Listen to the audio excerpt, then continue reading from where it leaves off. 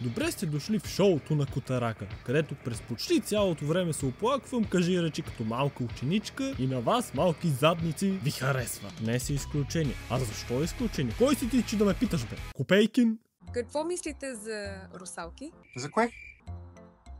Какви русалки, бе? Между другото, за всеки, който ме посъветва за Брейв, благодаря, амигус. Поздрави за вашите майки, че са отгледали такива умни и авантаджийски чеда. Ако хората реват за рекламите, купете си YouTube Premium, не е толкова скъп. А сега да започнем това не ревю. Ако не знаете, Black Clover се разказва за хобит с голям меч, който иска да стане краля на магиосниците и да преспи с монахинята, с която е отраснал. И крещи все едно се надвиква с клаксон на кола. Но спокойно, спокойно. Към 20-ти епизод на шоуто момчето започва да изпитва проблеми с гласните струни и говори като адекватно човешко създание. Отраства в църква заедно с останалите, на които родителите им са отишли за мляко. И един от тези е този въпросително висок младеж, на който всичко му се удава. Отиват на церемонията да си вземат гримуарите, сега сигурно тя обясни какво е гримуар. Не. Дърбъра всеки получава трилистен гримуар, който символизира трите чудеса. Скибиди! Рис! Това чудо бе толкова могъщо, че всеки път, който се опитах да го сложа в проекта на Premiere Pro, програмата се изключваше. Какво да ви кажа, това беше територията между аутизма и магията. Но Юно е различен. Той е златното момче на автора и го награждава с 4-листен гримуар. Сигма! Тук магията е всичко дърбър и другите махленски глупости. Всеки от раждането си му е предопределена, дадена тип магия, глупости. Това, което се опитвам да кажа, че японците успяха дори това да го превърнат в гача механика. Докато Юно е надарен с всичко възможно, което Вселената може да му предостави, а от друга страна има нищо и половина. Единственият в този свят, който не притежава каквато ще и да е магия от раждането си.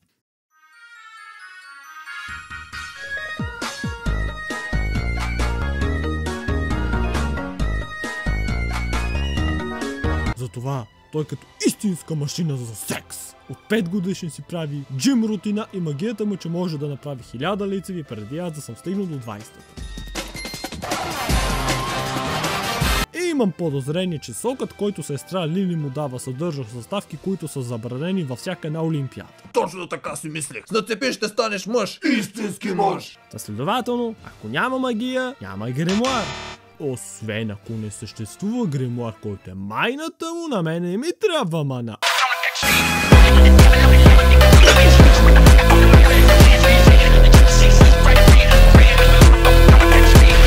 И ето го слона в стаята. Поредният специален герой, ако не беше главният, щеше да е NPC.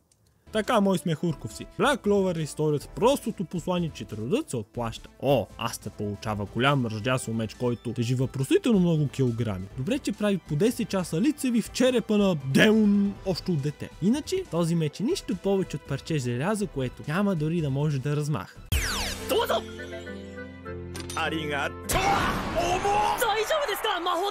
Мухлю, който е оцел като главния герой, обаче има най-обикновена магия, а не антимеджик. Предлагам ти две опции, чадо му.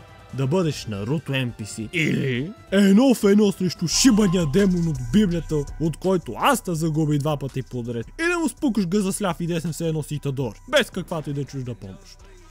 Да се върна малко по-към първия епизод, защото не знам тук какво ви обяснявах. След като и двамата си получават гримуарите по един или друг начин, си пожелават късмет, понеже и двамата искат да станат краля на магиосниците.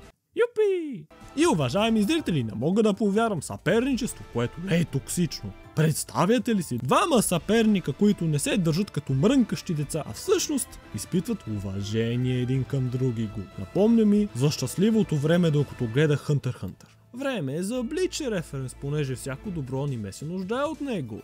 Отиват на изпит, за да се присъединят към магически отряд. което е basically Готей 13.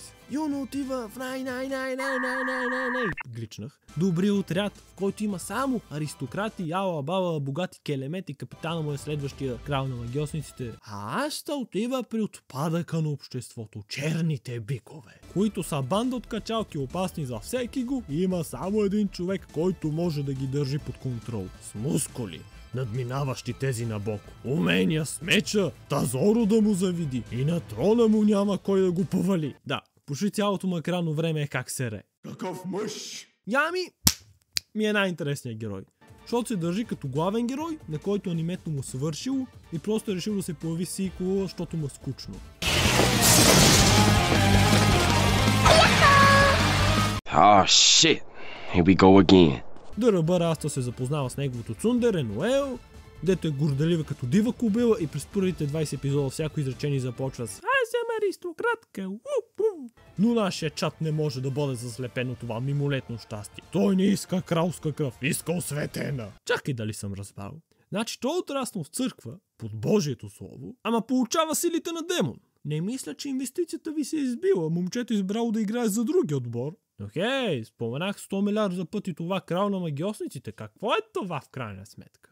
Basically, краля на магиосниците е най-високия военен ранг. И за да бъде достигнат, трябва да имаш заслуги. Да направиш постиженията, да докажеш на всички, че ти си най-голямото кучевство.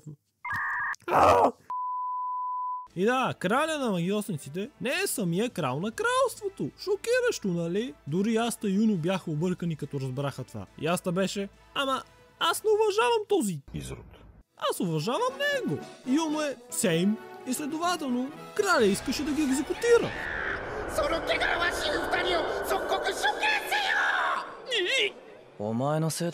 Добре, че природения Минато спаси положението, който твърди, че сигурно съдбата свързва него и Аста. Ама едва ли това намеква нещо за историята напред? Не.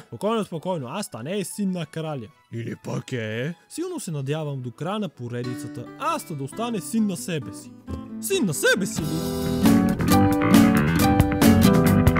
Абе, знаете какво имам предвид? Не ми трябва Аста да е син на някой важен. Историята не се нуждае от такова нещо. По никакъв начин това няма да подобри характера му, напротив, само ще го развали. И това автора много добре го знае, защото всички такива глупости ги дава на Юно.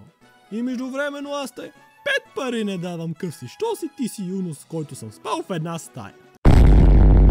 Кажи речи това ще от мен, мога да изброявам арките, какво ще става, ама защо да правя това видео 20 минути? Що да фък ще гледаш 20 минути видео на пич, който движи снимка на котка, вместо си пуснеш първи епизод и да си прецениш дали те се гледа? Димитри! Ако вече си го гледал и просто си тук, защото ти хареса да дрънкам за нещо, което знаеш, то няма смисъл ти говоря какво става, защото ти вече знаеш какво се случва.